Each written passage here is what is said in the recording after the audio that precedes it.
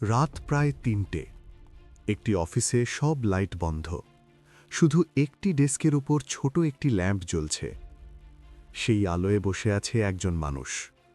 তার চোখে ক্লান্তি, কিন্তু মাথায় ঘুরছে হাজারো চিন্তা।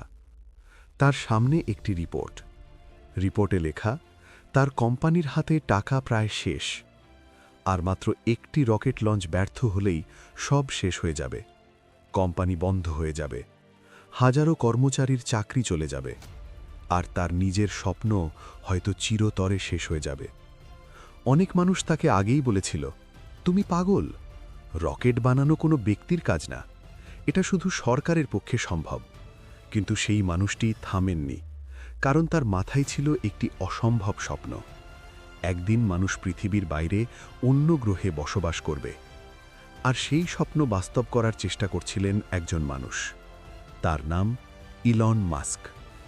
১৯৭১ সালে দক্ষিণ আফ্রিকার প্রিটোরিয়া শহরে জন্মগ্রহণ করেন ইলন মাস্ক। ছোটবেলায় তিনি খুবই শান্ত এবং চুপচাপ স্বভাবের ছিলেন। অন্যান্য বাচ্চারা যখন মাঠে খেলত, ইলন মাস্ক তখন ঘণ্টার পর ঘণ্টা বই পড়তেন। বলা হয় তিনি এত বেশি বই পড়তেন যে মাঝে মাঝে দিনে ৮-১০ ঘণ্টা পর্যন্ত পড়তেন।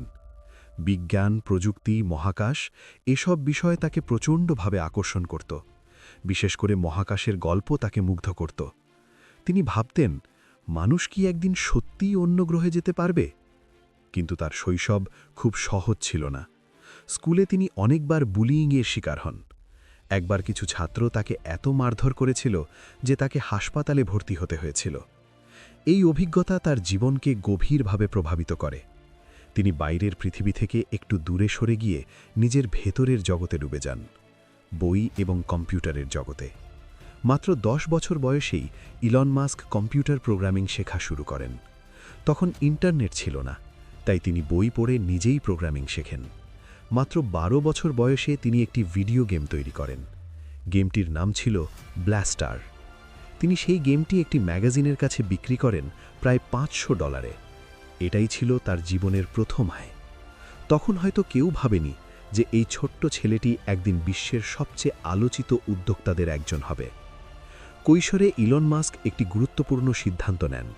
তিনি দক্ষিণ আফ্রিকা ছাড়তে চান, কারণ তার বিশ্বাস ছিল প্রযুক্তির ভবিষ্যৎ তৈরি হবে আমেরিকায়। তাই তিনি প্রথমে কানাডায় চলে যান, সেখান থেকে পরে যুক্তরাষ্ট্রে যান। তিনি বিশ্ববিদ্যালয়ে ভর্তি হন এবং পদার্থবিজ্ঞান ও অর্থনীতি পড়াশুনো করেন। কিন্তু তার মাথায় তখনও একটি বড় স্বপ্ন ঘুরছিল। ইন্টারনেট তখন নতুন নতুন জনপ্রিয় হচ্ছে। ইলন মাস্ক বুঝতে পারছিলেন ইন্টারনেট ভবিষ্যতে পুরো পৃথিবী বদলে দেবে। তাই তিনি একটি বড় সিদ্ধান্ত নেন। তিনি তার পিএইচডি প্রোগ্রাম ছেড়ে দেন আর শুরু করেন নিজের প্রথম স্টার্টআপ। ১৯৯৫ সালে ইলন মাস্ক এবং তার ভাই একটি ছোট কোম্পানি শুরু করেন। কোম্পানির নাম জিপ2। আজকের দিনে আমরা গুগল ম্যাপস বা ইয়েল্প ব্যবহার করে শহরের ব্যবসা বা রেস্টুরেন্ট খুঁজে পাই। জিপ2 মূলত সেই ধরনের একটি অনলাইন সিটি গাইড ছিল। শুরুটা ছিল অত্যন্ত কঠিন। অনেক সময় ইলন মাস্ক অফিসেই ঘুমাতেন, একটি ছোট সোফায় রাত কাটাতেন। তিনি দিনে প্রায় ১৬ থেকে ১৮ ঘণ্টা কাজ করতেন, কিন্তু তার কঠোর পরিশ্রম ফল দেয়। কয়েক বছরের মধ্যেই জিপ2 সফল হয়ে ওঠে। ১৯৯৯ সালে কোম্পানিটি প্রায় $৩০০ মিলিয়ন বিক্রি হয়। এটাই ছিল ইলন মাস্কের জীবনের প্রথম বড় টার্নিং পয়েন্ট। এই সফলতার পরে অনেক মানুষ হয়তো আর ঝুঁকি নিতে চাইত না, কিন্তু ইলন মাস্ক আবার নতুন কিছু শুরু করেন। তিনি একটি অনলাইন ব্যাংকিং কোম্পানি তৈরি করেন। পরে সেটি মার্জ হয়ে তৈরি হয় পেপ্যাল অনলাইনে টাকা পাঠানো এবং গ্রহণ করার পদ্ধতিকে বিপ্লবীভাবে সহজ করে দেয়। আজ আমরা যেভাবে অনলাইনে লেনদেন করি, পেপ্যাল সেই ধারণাকে জনপ্রিয় করে তোলে। ২০০২ সালে পেপ্যাল প্রায় $1.5 বিলিয়ন বিক্রি হয়। ইলন মাস্ক তখন একজন ধনী উদ্যোক্তা। কিন্তু এখানেই তার গল্প শেষ হয়নি, বরং এখান থেকেই তার জীবনের সবচেয়ে বড় অধ্যায় শুরু হয়। পেপ্যাল বিক্রি করার পর ইলন মাস্ক ৩টি বড় সমস্যা নিয়ে ভাবতে শুরু করেন। প্রথম, মহাকাশ ভ্রমণ অত্যন্ত ব্যয়বহুল। দ্বিতীয়, পৃথিবীতে দূষণ এবং জলবায়ু পরিবর্তন বাড়ছে। তৃতীয়, মানুষ যদি একদিন অন্য গ্রহে বসবাস করতে পারে, তাহলে মানবজাতির ভবিষ্যৎ আরও নিরাপদ হবে। এই ৩টি সমস্যার সমাধানের জন্য তিনি শুরু করেন ২টি কোম্পানি, একটি স্পেসএক্স, আরেকটি টেসলা। স্পেসএক্স শুরু করা ছিল অত্যন্ত ঝুঁকিপূর্ণ, কারণ রকেট বানানো অত্যন্ত কঠিন এবং ব্যয়বহুল। প্রথম 3টি রকেট লঞ্চই ব্যর্থ হয়।